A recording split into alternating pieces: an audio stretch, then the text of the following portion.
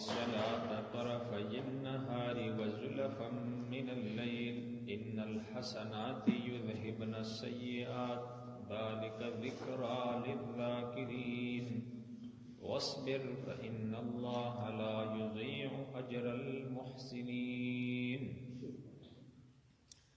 وأقم الصلاة قائم کرو نمازوں کو طرفي النهار دن کے دونوں سروں میں وزلفا من اللیل اور رات کے حصے میں ان الحسنات بے شک نیکیاں یذہبن السیئات دور کر دیتی ہیں برائیوں کو ذالک ذکریٰ للذاکرین یہ نصیحت ہے نصیحت قبول کرنے والوں کے لیے واصبر فإن اللہ صبر کیجئے بے شک اللہ لا یضیع ضائع نہیں کرتا اجر المحسنین اجر بدلہ نیک کام کرنے والوں کا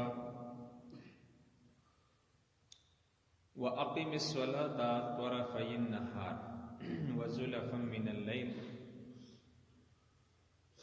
اس صورت کے اندر کافی واقعات آپ نے سنے کافی انبیاء علیہم السلام کے تذکرے سنے گئے اور آخر میں ان آیاتوں کے اندر اللہ تعالیٰ نے حضور صلی اللہ علیہ وسلم کو اور آپ کے وسیلے سے اس کی امت کو اللہ نے اپنے بندوں کو خاص وعظ اور نصیحت فرمائی اس لیے کہ یہ قرآن اس امت کے لیے نازل کیا گیا ہے پچھلے امتیں تو گزر گئی آئندہ اور امت نے آنی نہیں ہے تو کچھ عبرتوں کے بعد وعظ نصیحت بھی کیا جاتا ہے جس طرح عام معمول ہے ہمارے جو مرشد ہوتے ہیں وہ تنبیہات کرتے رہتے ہیں آخرت کے تذکرے اصلاحی مجالس قائم کرتے ہیں لیکن اپنے مریدین کو اور عوام کو کچھ آخر میں خاص اعمال کے حوالے سے تنبیہات اور وعظ نصیحت اور ترغیب کرتے رہتے ہیں یہ سنت اللہ ہے اللہ کی سنت ہے وَأَقِمِ الصَّلَاةَ طَرَفَيِ النَّهَارِ نماز قائم کیجئے دن کے دونوں سروں میں اور رات کے کچھ حصے میں سب سے پہلی بات آپ یہ سنیں پوری قرآن کے اندر اللہ تعالیٰ نے اوامر میں یعنی حکم دینے میں مخاطب فرمایا ہے حضور صلی اللہ علیہ وسلم اور جب منہیات کا ممنوعات کا ذکر آیا تو وہاں اللہ نے مخاطب کیا ہے اپنے بندوں کو حضور صلی اللہ علیہ وسلم کی امت کو اس کے اندر شان ہے اور یہ بتلاتی ہے اس چیز کو کہ حکم میں اللہ نے اپنے پیغمبر کو مخاطب فرمایا منہیات میں ممنوعات میں اللہ نے اس کی امت اپنے بندوں کو مخاطب فرمایا یہ اس مسئلے کو واضح کرتا ہے کہ حضور صلی اللہ علیہ وسلم کے قریب کوئی گناہ نہیں آتا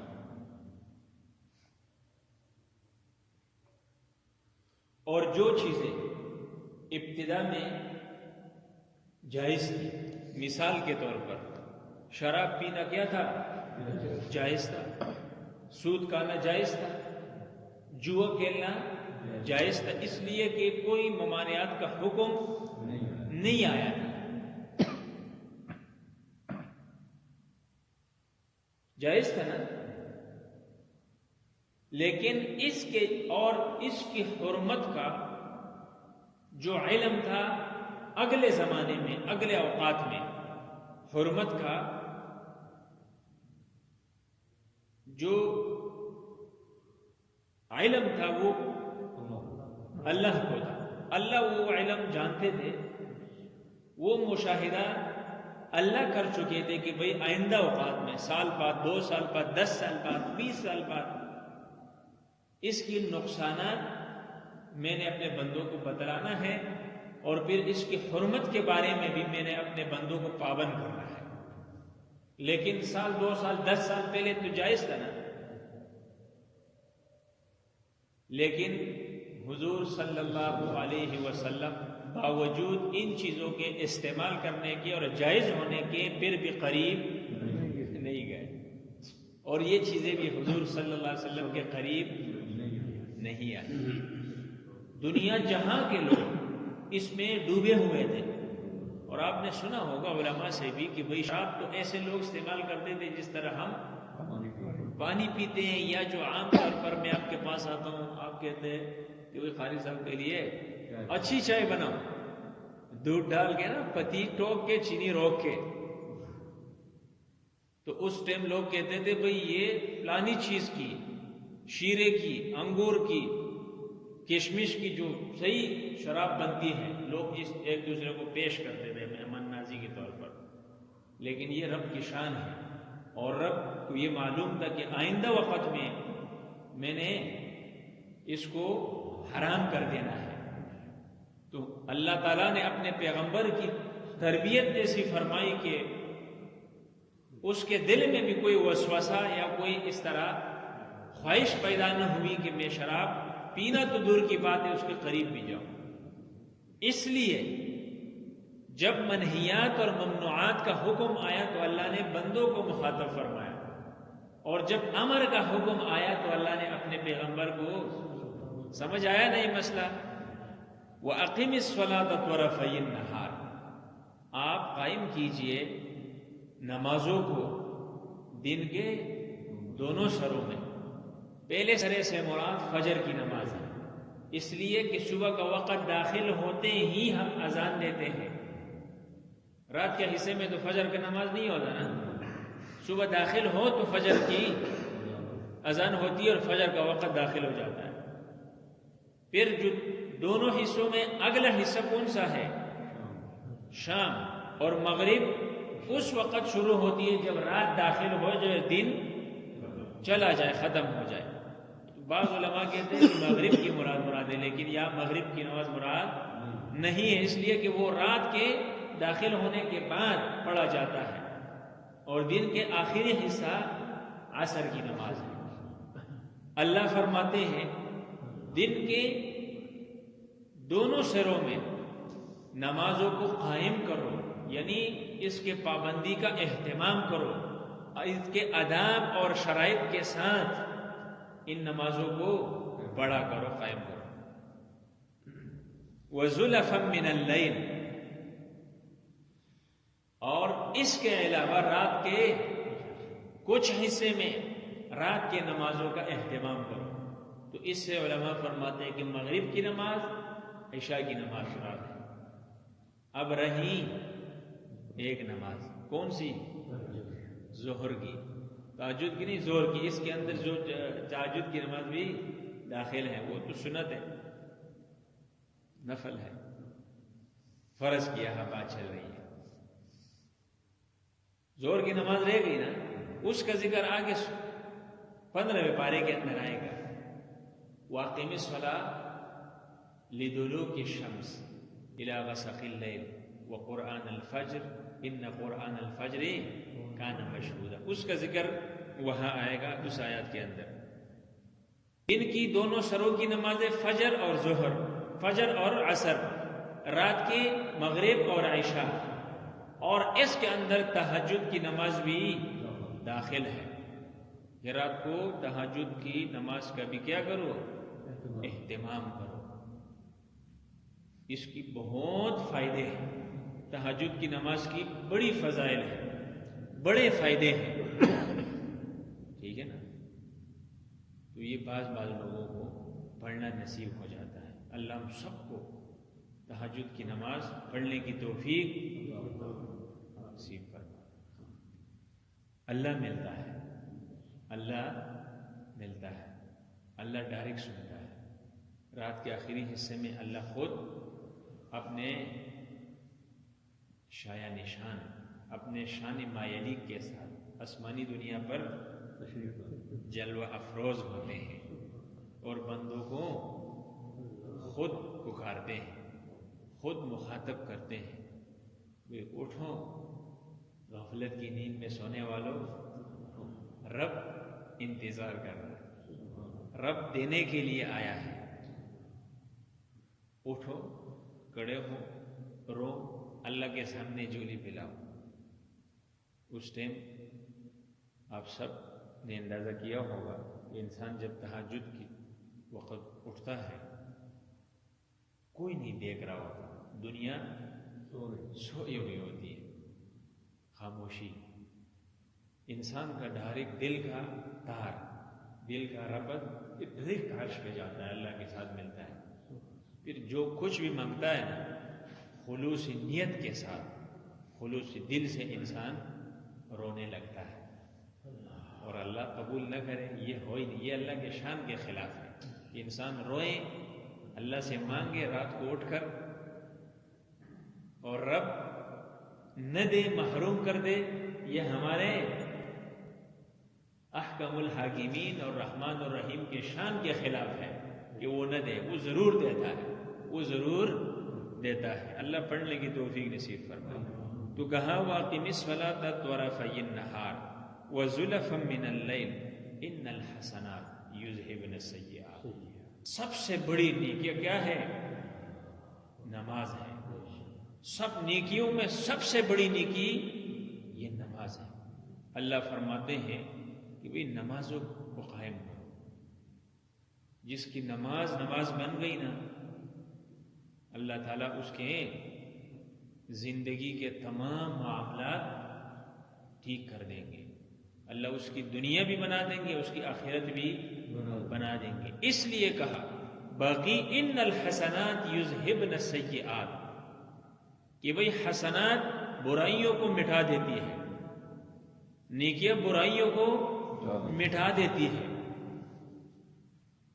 تو ایک حدیث کے اندر حضور صلی اللہ علیہ وسلم نے فرمایا ایک نماز سے لے کر دوسرے نماز درمیان کا جو حصہ ہے، یہ ایک نماز سے لے کر دوسری نماز تک کے لیے کیا ہے؟ کفارہ ہے۔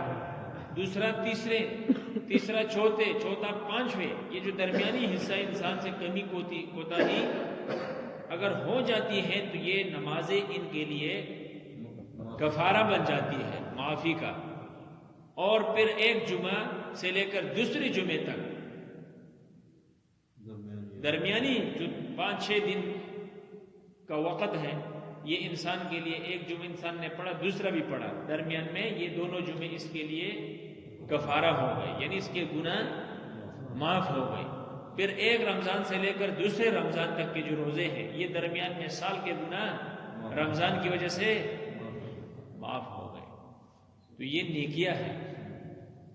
اور علماء لکھتے ہیں کہ بھئی جو گھر سے اٹھتا ہے نا، مسجد کی طرف آتا ہے، ایک قدم پہ ایک نیکی، اور کچھ علماء کہتے ہیں کہ ایک قدم پہ 10 نیکیاں لکھی جاتی ہے اور اس کا ایک گناہ مٹا دیا جاتا ہے۔ 10 نیکیاں لکھی جاتی ہے اور ایک گناہ۔ اور پھر امام سرفراز خان صفدر صاحب رحمہ اللہ نور اللہ مرقدہ فرماتے ہیں کہ کسی مسجد میں درس ہو رہا ہوتا ہو اور کوئی بندہ گھر سے نماز کا اور درس میں شمولیت کا درس قرآن سننے کے ارادے سے مسجد میں آئے تو اس کو ایک ایک قدم پر 700 نیکیاں مل جاتی ہیں۔ قرآن کی بھی تو بڑی فضیلت ہے نا، مسجد نماز ہو، پھر رات میں درس قرآن ہو، اس نیت اور ارادے سے گھر بار بچے چھوڑ کر، گرم بستر چھوڑ کر مسجد کو آئے تو، اور پھر آیت جو آپ نے سورہ بقرہ میں سنی تھی واللہ یضاعف لمن یشاء، اس کے ضمن میں وہ لکھتا ہے کہ اللہ تعالیٰ بڑا چڑھا کر کہ اس کا حساب دنیا والے نہیں کر سکتے، اتنا اللہ دیتے ہیں۔ بہرحال اللہ کے خزانوں میں، اور اللہ سے جو نہیں مانگتا اللہ ناراض ہوتا ہے، خفا ہوتا ہے، اور اللہ سے جو مانگتا ہے اللہ خوش ہوتا ہے۔ ہمارے میں ایک ساتھی کے ساتھ میں جا رہا تھا راستے میں، تو ویسے بات سے بات بن جاتی ہے، میں نے اس کو ایسے کہا، وہ ذرا تکلیفوں میں تھا، آزمائشات میں تھا، میں نے کہا دیکھو آپ ایسے ہی جو ہے نا امید ہوتے ہیں، اللہ دیکھ رہا ہے، کیا پتہ ہے اگر ادھر اللہ آسمان سے تمہارے لیے 1 کروڑ روپے اتار دے، تمہارے سامنے 1 کروڑ کی گھڑی جو ہے لگ جائے، کیا مشکل ہے میرے رب کے لیے، اللہ سے نا امید نہ ہو۔ وہ کہتا ہے مولوی صاحب تم نے 1 کروڑ کی بات کی، 10 کروڑ کی بات کرو یار۔ میں نے کہا یار 1 کروڑ آپ کے لیے بھی زیادہ ہے۔ کہتے ہیں اللہ خوش ہوتا ہے، اللہ سے زیادہ مانگو، جتنے زیادہ مانگو اتنا اللہ خوش ہوتا ہے۔ بہرحال اللہ ہمیں دنیا بھی دے، اللہ ہمیں آخرت بھی ہے، آخرت بھی دے، اور حرام کی کمائی سے اللہ ہم سب کی حفاظت فرمائے۔ تو گا ان الحسنات یذہبن السیئات، کہ بھئی بے شک نیکیاں یہ برائیوں کو مٹا دیتی ہیں۔ ذالک ذکریٰ للذاکرین، اللہ فرماتے ہیں یہ بڑی نصیحت ہے مجھ رحمان کی طرف سے ان کے لیے جو نصیحت کو قبول کرنے والے ہیں، نصیحت کو قبول یعنی عمل کرنے والے ہیں، عمل کرنے والے ہیں۔ وَاصْبِرْ فَإِنَّ اللَّهَ لَا يُضِيعُ، صبر کیجئے اگر تمہیں کوئی تکلیف آ گئی، یا تمہیں دیکھ کر لوگ اگر مذاق اڑاتے ہیں کہ یار اس کو دیکھو بڑا صوفی بنا ہے، بڑا نمازی بنا ہے، امام الانبیاء کو جو مشرکین مکہ نے معاف نہیں کیا نا، اس کو دیتے تھے کہ دیکھو یہ اتنا عاجز بن کے ہے کچھ بھی نہیں پاس، اور بڑے رب کی بڑی خداؤں کی دعوے کرتا ہے، کیا جھک جھک کے نمازیں پڑھتا ہے، کیا سیدھے میں رہ کر روتا ہے۔ استہزاء، مذاق کیا کرتے تھے۔ تو یہ پھر انسان کے دل میں بہت کچھ سوالات، باتیں، بہت کچھ ایسی چیزیں آ جاتی ہے نا جو غیر مناسب ہوتا ہے، فطرت ہے۔ اللہ نے فرمایا نہیں، کوئی تمہیں تمہاری دین کی وجہ سے، تمہاری داڑھی کی وجہ سے، پگڑی کی وجہ سے، تمہارے کپڑوں کی وجہ سے، تمہاری عاجزی کی وجہ سے تمہیں طعنہ دے، تم نے صبر کرنا ہے۔ اور یا اگر تمہارے اوپر مال کی کمی کی، تنگی کی، کوئی پریشانی، بیماری آ گئی، کوئی بھی تکلیف آ گیا، اللہ فرماتے ہیں فَاصْبِرْ، اس حال پر آپ صبر اختیار کیجئے۔ فَإِنَّ اللَّهَ، آپ صبر اختیار کریں گے، صبر اختیار کریں گے تو اس پر اللہ تعالیٰ بے انتہا بندے کو اجر، ثواب بڑا اللہ نوازتا ہے، اللہ بڑا نوازتا ہے۔ تو لا یضیع اجر المحسنین، اللہ فرماتے ہیں میں ایسے بندوں کی یعنی نیکی کرنے والوں کے جو اجر ہے، جو ثواب ہے، جو اس کا صلہ اور بدلہ ہوگا، جو جزا ہوگا، اللہ فرماتے ہیں لا یضیع، میں اس کو ضائع نہیں کرتا۔ یہاں میں نے آپ کو بتا دیا ان الحسنات یذہبن السیئات، کہ بھئی نیکیاں برائیوں کو مٹا دیتی ہے۔ تو یہ بات آپ ذہن میں رکھیں کہ بھئی اس برائی سے مراد گناہ صغیرہ ہے، گناہ صغیرہ ہے۔ وہ ایک صحابی نے فرمایا مجھے آپ وصیت فرمائیں، حضور صلی اللہ علیہ وسلم نے فرمایا وصیت یہ ہے کہ بھئی آپ گناہ کبیرہ سے بچیں، اور صغیرہ گناہ آپ کی نیکیوں کی وجہ سے کیا ہو جاتے ہیں، معاف ہو جاتا ہے۔ کوئی بھی نیکی آپ نے کی وہ کیا ہو گئی، آپ کے کئی گناہ صغیرہ جو جانے میں انجانے میں جس حال میں بھی ہوئے، اللہ کیا کر دیتے ہیں، معاف کر دیتے ہیں۔ صغیرہ کبیرہ جو گناہ ہے اللہ فرماتے ہیں اس سے تم بچو، صغیرہ گناہ میں رب غفور رحیم ہوں، کیا کر دوں گا، معاف کر دوں گا۔ تو بڑے گناہوں میں سے، گناہ کبائر میں سے علماء نے بہت سارے لکھی ہیں۔ اللہ کے ذات یعنی شرک کرنا اللہ کے ذات یا صفات کے ساتھ، اسی طرح ناحق قتل کرنا، اسی طرح گالی گلوچ کرنا، کسی کو ایسے گالی دینا، تکلیف دینا، کسی پاک دامن عورت یا مرد پر تہمت لگانا، چوری کرنا، جوا کھیلنا، شراب پینا اور کسی کو ناحق قتل کرنا، یہ بہت سارے ہیں۔